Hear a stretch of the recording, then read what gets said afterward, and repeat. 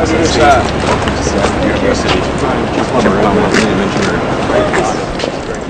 my great honor and my great privilege to welcome you all today.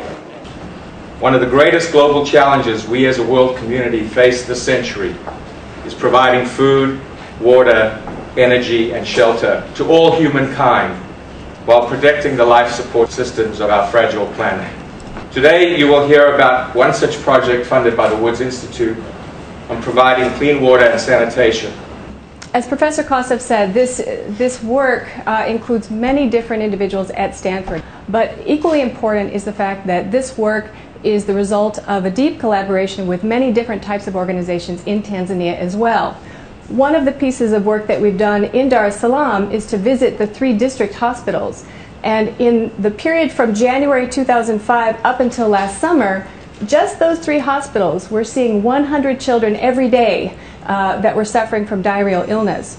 And in Tanzania, which mirrors roughly the distribution of cause of death in under 5 in children in sub-Saharan Africa, we find that 1 in 6 under 5 deaths can be attributed to diarrheal illnesses. In Dar es Salaam, the Water and Sanitation Authority several years ago began a community water supply and sanitation program that targets vulnerable populations located beyond the reach of the municipal water network.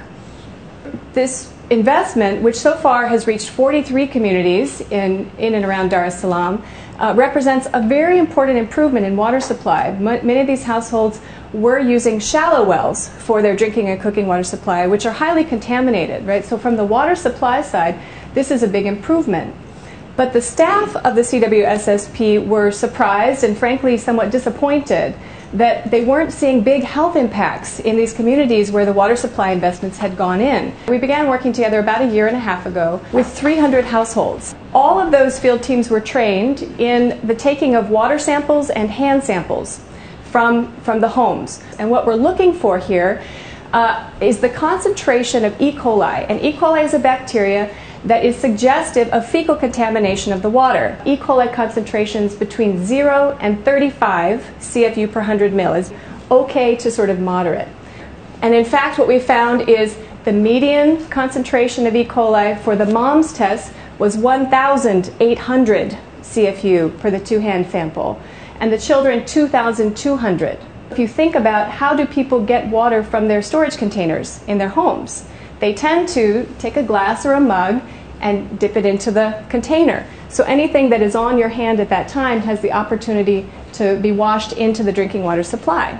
Okay, so now we have another piece of the puzzle that we want to be focused on. And we're also interested in trying to reduce the barriers to hand washing. If you think about it, it actually requires quite a lot for these households. They need to have water, they need to have soap, they need to have something to dry their hands, and they need to have time. It's not just an engineering problem. If it had been an engineering problem, we would have solved it already.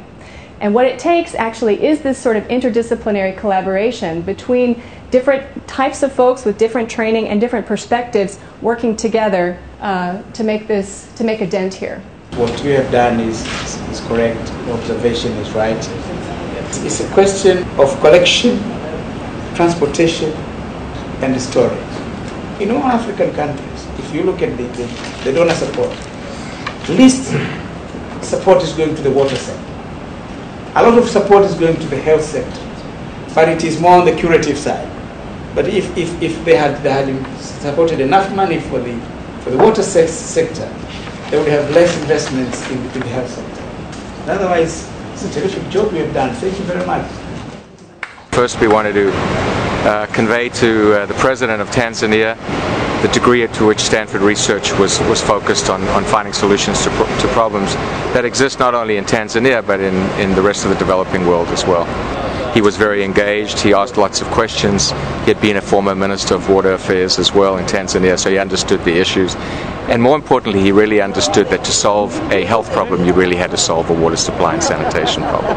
That we want to help, and we're willing to collaborate, and we know how to do it.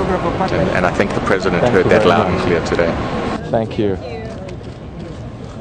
Thank you so much.